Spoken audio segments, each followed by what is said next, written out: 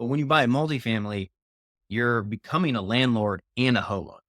Right. So you have even just a little bit more responsibility than you would even with just a single family home. And having reserves is going to be important because you're going to be responsible for certain things on the other side of the wall, that Right. your tenants Exactly. are in charge of. So I think that is a great point and something that really needs to be considered by people before they do this. So what else you got for me? What else do we need to think about when using a VA loan to make a purchase like this?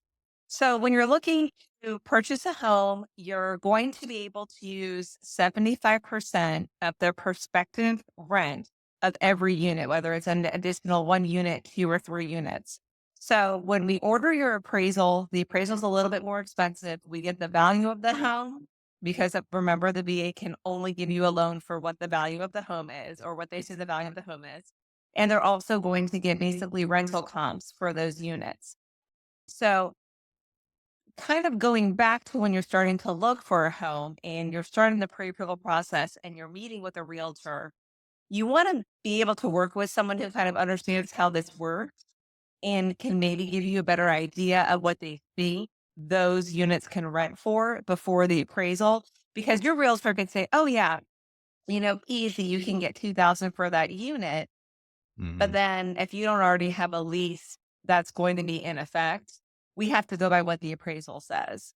So it's a little bit more, I don't want to say tricky because really the equation is very straightforward, but it does mean that you need to work with someone who's doing their research and that you have a good handle on even if they said the rent was going to be less, can I still qualify for the home?